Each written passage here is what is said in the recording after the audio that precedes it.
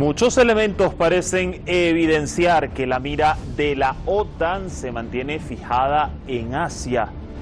Y Rusia denuncia esto, acusando a la Alianza Transatlántica de obstaculizar los procesos integradores de la región asiática y hasta calentar la situación en la zona al intentar emplazar bases, escuchen bien, en otros países después de su retirada de Afganistán. Hay una delgada línea roja que podría hacer estallar nuevos conflictos en este tablero del ajedrez mundial. ¿Quién se atreverá a cruzarla? Esto es Detrás de la Razón. Les saluda Dani Pérez Díaz y así iniciamos.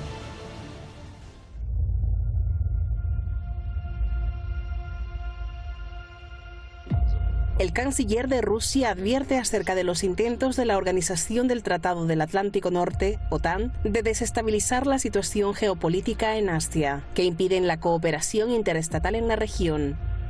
К сожалению, геополитические расклады в регионе не становятся проще, сдерживая его переход в систему координат всеобъемлющей многосторонней кооперации и интеграции. Мы видим целенаправленные попытки разогреть обстановку, расшатать существующие механизмы межгосударственного взаимодействия. Lavrov acusa a la OTAN de intentar emplazar bases en otros países de la región después de su retirada de Afganistán. В этом же ряду можно отметить стремление Североатлантического альянса после Афганистана передислоцировать силы в другие зоны региона, будь то Центральная, Южная или Юго-Восточная Азия, а заодно направить в эти регионы потоки афганских беженцев.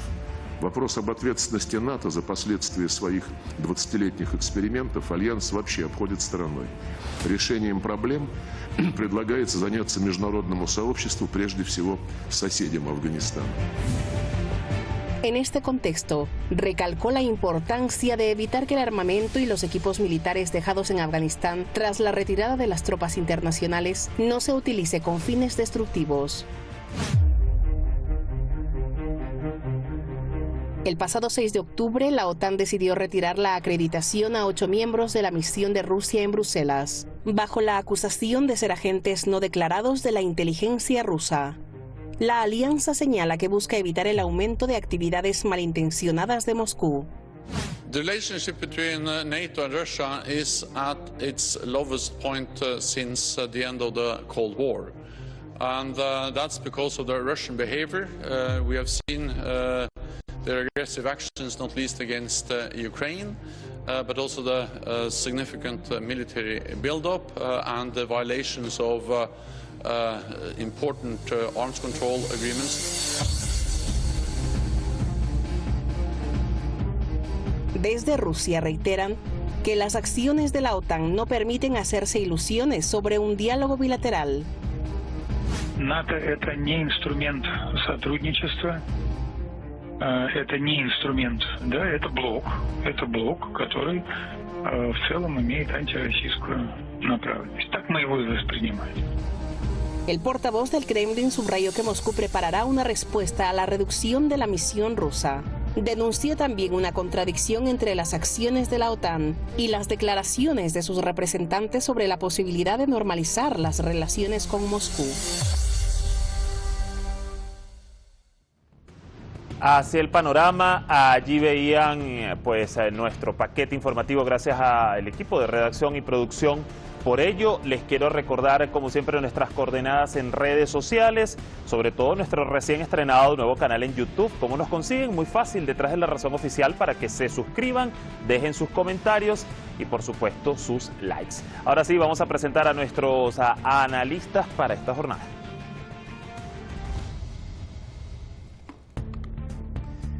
Con nosotros el día de hoy Rolando Dromundo, analista internacional, doctor en geopolítica por la Universidad de Pisa desde Praga.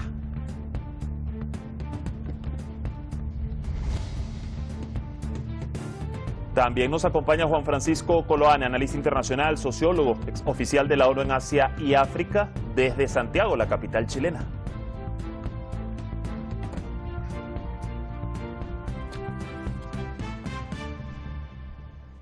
Ya con nosotros, vamos rápidamente a darles la bienvenida. Rolando, Juan Francisco, un gusto saludarles. Gracias por acompañarnos el día de hoy.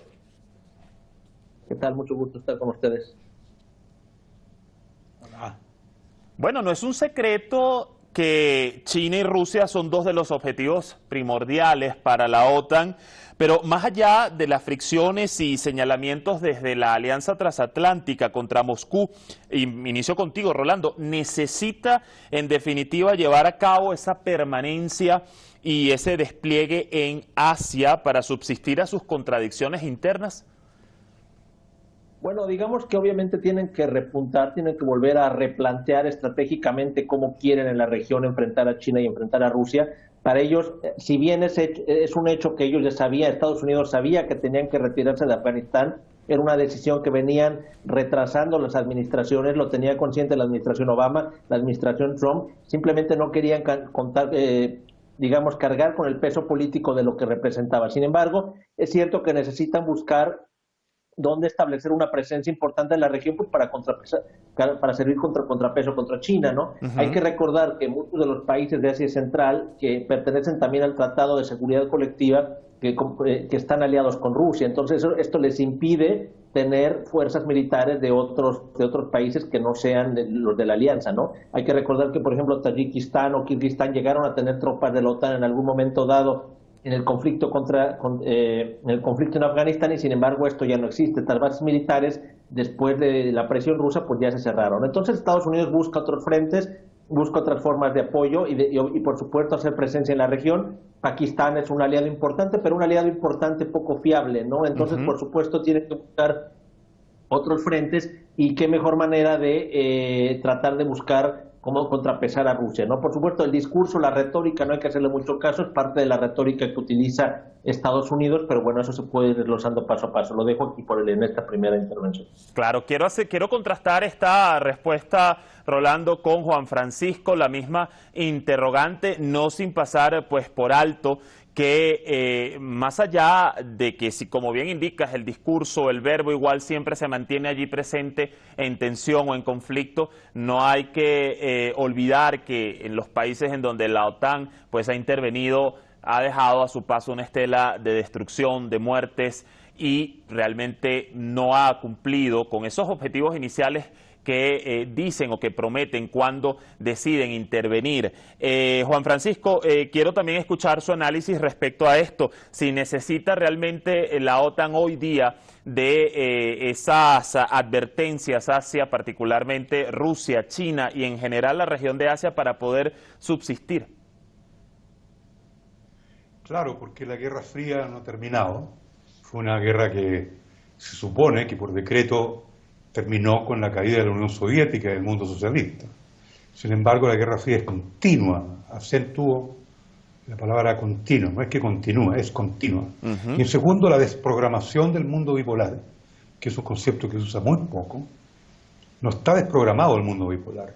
Entonces la OTAN, la Alianza Transatlántica, tiene que buscar el otro polo, porque funcionan con una ciencia política y con una teoría política de los equilibrios, en función de la hegemonía, en donde el tema de la gravitación, el tema del peso, el tema del predominio bélico nuclear inclusive, ¿no es cierto?, están permanentemente inyectados en el análisis político del orden internacional. Entonces tiene que haber el otro polo. Ese mundo bipolar no se ha desprogramado después de la caída de la Unión Soviética, y eso no se quiere reconocer, digamos, abiertamente, particularmente aquellos que están en contra de la ofensiva imperialista de Estados Unidos y la Alianza Transatlántica. ¿Por qué? Porque aquella izquierda progresista, entre comillas, no quiere una nueva Unión Soviética tampoco, por una razón ideológica, yo diría torpe, porque la Unión Soviética era un contrapeso, ¿no es cierto?, a la presencia imperialista global. Entonces hay un prejuicio tremendo en contra de China, en contra de Rusia, ¿no es cierto? Estoy hablando del prejuicio tanto en la derecha de la Alianza Transatlántica como en la izquierda de la nueva Alianza Transatlántica, en el sentido de no formar otro polo de poder. Sí. Y existe este idealismo absurdo, que viene un poco de la tercera vía de Anthony Giddens y de la socialdemocracia moderna, de que no hay que generar otro polo, sino que tiene que ser multipolar. Y eso es un absurdo, porque la Alianza Transatlántica no va a funcionar con multipolaridad. La Alianza Transatlántica está hecha para tener un dominio absoluto de las redes del capitalismo. Ese es el tema. ellos están inquietos, ¿no es cierto?, porque el capitalismo está siendo intervenido por una potencia como China, que funciona en aras de la República Popular China como concepto y dominado, según el imperialismo, por el Partido Comunista Chino. Entonces, esos son los términos de la discusión, no hay otros. Ahora, Entonces la gente de la OTAN, cuando yo la escucho, lo voy a decir irresponsablemente, le están engañando a la población mundial respecto a los objetivos, a los propósitos. Son muy hipócritas, y lo digo con el sentido de la palabra hipocresía, porque ellos quieren construir un mundo monopolar, en donde ellos sean los reinos, los reyes absolutos del manejo del capitalismo, y no aceptan, no toleran que China le haya intervenido su dominio imperial, que son las transnacionales, ¿no es cierto?, que ellos dominan. los tiempos han cambiado, allí lo veíamos y lo hemos visto en numerosos análisis que hemos hecho desde acá, incluso con ustedes. Ahora, ahí parte e introduciéndonos un poco en lo que son esas contradicciones a lo interno de la OTAN, voy contigo, Rolando. Quizás no sea el mejor momento en las relaciones entre Estados Unidos y Europa, y lo podemos evidenciar, por ejemplo, con Francia, que hace poco, pues, explicó, llevó y mostró su molestia con Washington tras ese acuerdo de submarinos para Australia, por ejemplo. Entonces, ¿cómo quizás se explica el que el objetivo de, al menos lo que venden públicamente, redesplegarse, sostenerse en Asia, puedan cumplirlo cuando entre sus propios países a lo interno hay estos puntos allí que están creando fricción? Bueno, la relación entre, digamos, algunos miembros de la Unión Europea y Estados Unidos siempre ha sido de tira y afloja, ¿no? ¿Por qué? Porque obviamente, digamos, Francia y Alemania, el resto poco, no les gusta que sea siempre Washington el que lleva la batuta, el que dirige, el que propone, porque al final de cuentas, si uno ve la historia de las acciones de la OTAN, pues al final de cuentas siempre ha sido en torno al interés de Washington. Al final de cuentas son ellos quienes dan la línea de cómo quieren proyectar su hegemonía en el mundo, ¿no? Entonces, obviamente Europa quisiera contar más, pero en este momento Europa no cuenta absolutamente en los principales conflictos, en los principales escenarios en todo el mundo. Entonces por eso es un tira y afloja en el cual los franceses sí se hacen indignados y se dan golpes de pecho y se sienten traicionados, pero en tanto no haya una política europea exterior independiente de Washington, independiente de lo que dice la OTAN, pues bueno, es muy difícil, por supuesto, ¿no? Entonces, Estados Unidos en este sentido trata discursivamente de involucrarlos, de presentarlos como aliados, pero vamos a ver en la práctica en qué se traduce esto. Es difícil que se vean grandes cambios. ¿Por qué? Porque en el escenario en el Pacífico, pues bueno, las cosas más o menos están bastante claras. Sí. Muy pocos países de Europa quisieran ir, digamos, a una acción bélica por Taiwán, por ejemplo, ¿no? Yo creo cuántos países quisieran ir a guerra por Taiwán, sobre todo porque les queda demasiado lejos, ¿no? Entonces, yo no creo hasta qué punto Europa se quiere involucrar. Si no se involucraron en Afganistán, por ejemplo, en las últimas facetas, en el retiro, dejaron a Estados Unidos decidir plenamente en qué momento y cómo se hacía el retiro, pues bueno, menos lo van a hacer en otros países de Asia Central. Entonces, bueno, yo creo que Estados Unidos hace una invitación a tratar de envolver, jalar a sus aliados, pero difícilmente esto se vaya a convertir en algo de mucho peso, ¿no? No veo un escenario en el cual van a establecerse, digamos, militarmente de la misma manera que estaban en Afganistán en otro país de la región, y por supuesto tienen que seguir viendo otras maneras de enfrentar a China, que les reta, como decía el colega hace un momento, pues, la hegemonía, porque en este momento China justamente se está convirtiendo en el que le está quiere romper el esquema de modelo hegemónico de las aras del capital, de cómo está organizado el capital en el planeta. Ahora, Juan Francisco, hay otro elemento que es interesante añadir, y es la dependencia o la necesidad que hoy día está teniendo Europa del gas proveniente de Rusia. Por ejemplo, este tipo de necesidades, y que además hay allí acuerdos ahora a través del gasoducto Nord Stream, ¿cómo conjuga en este elemento de fuerzas, ¿no?, de el posible redespliegue y de la manutención de la OTAN aquí en Asia, o de incluso intervenir en ciertos frentes que están allí abiertos, como por ejemplo también en el Mar Negro?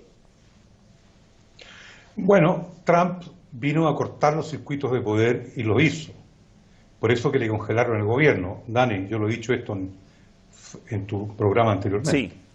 Él vino a cortar los circuitos del poder que no funcionaron dentro del capitalismo global manejado por las transnacionales, particularmente con la intervención de las transnacionales modernas de la economía digital, o digamos, el poder digital. Entonces, obviamente que Europa está dividida respecto a Rusia, y la Alianza Transatlántica se descompactó. Se descompactó no solamente durante el periodo de Trump, se descompactó a partir de la invasión a Irak. Es decir, la invasión a Irak fue un determinante muy importante, cuando ustedes se recuerdan de que Chirac se opuso terminantemente a esa invasión y el gobierno francés hizo una defensa heroica, por decirlo de alguna manera, mucho más que Rusia y China, déjeme decirle. Porque cuando invaden Irak en el año 2003, de forma absolutamente unilateral, y tiene que ver con lo que estamos discutiendo ahora, porque la OTAN fundamentalmente es un nicho de pensamiento ideológico neoconservador. Y esa doctrina neoconservadora es el de la hegemonía absoluta.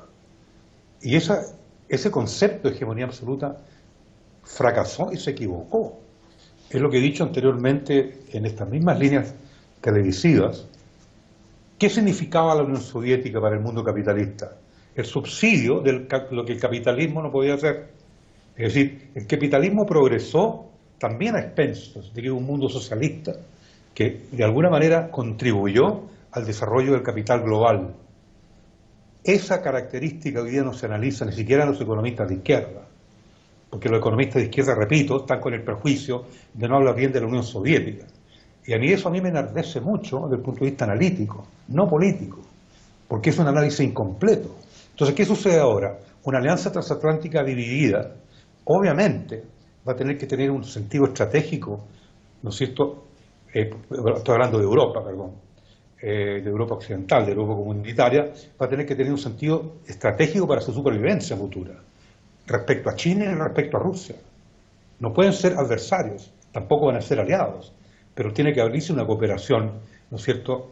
Porque además hay una conjunción territorial, incluso hasta con China, en la misma franja de tierra.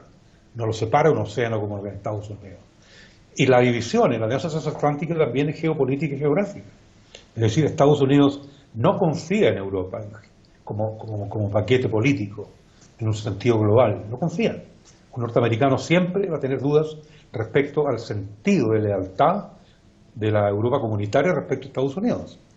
También son competidores hegemónicos, o en la disputa de la hegemonía respecto a las corporaciones transnacionales. Entonces, la situación es muy compleja. Sí. No es fácil, ¿no es cierto?, estar aventurando opiniones respecto a cuál es el comportamiento futuro. Respecto a Afganistán, lo que sí es cierto de que ellos tratan de descongestionar la tensión global a partir del Medio Oriente, Asia Central, Afganistán me refiero, y el Cáucaso. Y tratan de trasladar el foco y el escenario hacia el Asia más profunda, de manera de poder, a partir de esa zona, intentar desestabilizar China, intentar, ¿no es cierto?, contener a Rusia.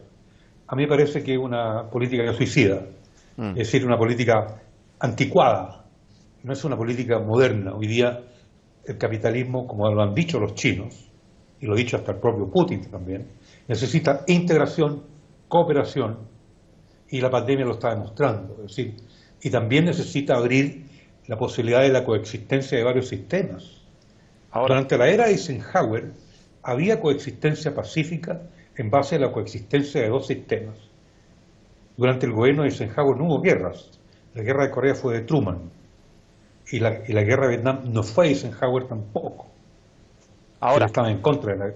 Perdón, sí. Precisamente hablando de la retirada de Afganistán, que representó un punto de inflexión, y voy contigo, Rolando, pudiéramos decir que fue un punto de inflexión en desmedro y en beneficio de cuál de los actores que están realmente en el juego, si ahora además hay un redespliegue hacia otras zonas para seguir manteniéndose en la región. Bueno, digo, para esclarecer esta hipótesis tendría que haber si va a haber este redespliegue, cómo, cuándo y dónde, ¿no? Obviamente la retirada de Afganistán dejó un vacío, es cierto. Afganistán dejó en Afganistán un territorio donde no hay Estado, ¿no? Es un Estado fallido, se puede considerar, Entonces, obviamente, tiene que recomponerse una entidad política que funcione y, bueno, ver también cómo va a operar en ese sentido. Estados Unidos perdió una presencia importante en la región, considerando lo volátil que son una serie de los vecinos, considerando que Tayikistán, Uzbekistán y Kirguistán están aliados con Rusia y son parte del Tratado de Seguridad Colectivo. Entonces, pues bueno, todo esto hace necesario pues que vean, tienen que buscar cómo reorganizarse, ¿no? Por eso la cuestión de la alianza con Australia, por eso la cuestión de buscar hacer presencia por la cuestión de Taiwán, pero insisto, hay que ver hasta qué punto están decididos a involucrarse en la cuestión de Taiwán. Es una cuestión que es poco probable que Estados Unidos quisiera una guerra con China por Taiwán. Entonces, bueno, pues justamente es más bien ver escenarios. Tienen Tailandia como un aliado estratégico, tienen a Singapur, tienen a Filipinas, que aunque ha jugado el gobierno de Duterte un poco, pero Filipinas en la práctica, en lo real, también ha sido siempre un importante aliado de Estados Unidos. Entonces, bueno, en todo el escenario asiático, pues siguen teniendo una presencia importante, no digamos, por supuesto, Japón y Corea del Sur. Entonces, todo eso, el escenario, pues son reorganizaciones, pero no implica, digamos, todavía llevar al escenario militar de confrontarse con otro país, ¿no? Entonces, por supuesto, van a hacer presión, van a tratar de cambiar el escenario de alianzas. La retirada de Afganistán también dejó a Estados Unidos mal parado con sus aliados en Medio Oriente. En Arabia Saudita no les gustó la manera en que se dio a las monarquías árabes, no les gustó eso. ¿Por qué? Porque ellos también ven con preocupación la llegada de los talibanes al gobierno. Entonces, bueno, pues obviamente esto genera también pues siempre reacomodos, ¿no? Entonces es importante ver en los hechos, más allá de la parte discursiva. Y por supuesto, si bien a China preocupa, pero por otro lado el hecho de que Estados Unidos se vaya, hay que ver que a final de cuentas China y Rusia, pues las embajadas siguieron funcionando, ¿no? Las embajadas siguieron ahí, siguieron teniendo contacto con los talibanes, que cuando asumieron el control, bueno, dijeron, bueno, sí, no nos gusta el gobierno, por supuesto, pero están en una dinámica más pragmática de decir, tenemos que buscar acuerdos para tratar de garantizar lo que es la seguridad de sus territorios. Y bueno, tienen muy claro el escenario geopolítico. Por eso vamos a ver un poco, no hay que adelantarse en términos de lo que dice Estados Unidos, porque ellos tienen una retórica muy agresiva, sobre todo el sector neoconservador, como decía también el colega, pues los neoconservadores, ellos van con todo, ¿no? Digamos que siempre ha habido un choque en Estados Unidos entre los dos modelos, el modelo realista, ¿no? Y el modelo neoconservador. El modelo realista es mucho más pragmático, sí, ¿no? El modelo realista, por ejemplo, Nixon, que decía, hagamos acuerdo con los chinos para enfrentar a los soviéticos, y el modelo neoconservador, que es vamos contra todos al mismo tiempo, ¿no? Que obviamente desde el punto estratégico pues es un absurdo, porque está plagado de contradicciones, ¿no? Entonces, bueno, vamos a ver cómo se va evolucionando este escenario, pero por otro lado, pues no creo que más allá de la retórica en este momento Estados Unidos vaya a ser. Bueno, un tema de geopolítica pues pura y dura que seguirá dándonos para nuevos análisis acá en Detrás de la Razón. Les quiero agradecer a ambos, el tiempo ya se nos fue. Rolando, Juan Francisco, hasta una próxima oportunidad. Que estén muy bien. Bueno, así el panorama, allí lo escuchábamos de parte de nuestros expertos en la materia. Nosotros vamos a seguir viendo cómo se van moviendo estas fichas en este escenario, como bien le decía, de geopolítica. Pero lo que sí queda claro es que los países, en su mayoría, pues de la región, siguen rechazando esa injerencia, esa intervención y esa estela de destrucción y muerte que ha dejado durante muchas décadas la OTAN acá. Antes de despedirles, hago la invitación a que no se pierdan hoy a las 23 horas GMT un Instagram Live a través de nuestro canal en Instagram, @hispantv.canal, y del YouTube del escritor y músico argentino Daniel De Vita, D. Y pues allí estará este servidor y nuestro compañero de El Frasco, Mariano Selman, para compartir una interesante charla sobre medios, entre otros temas. Les esperamos. Cuídense mucho, nos vemos mañana por Hispan TV en Detrás de la Razón.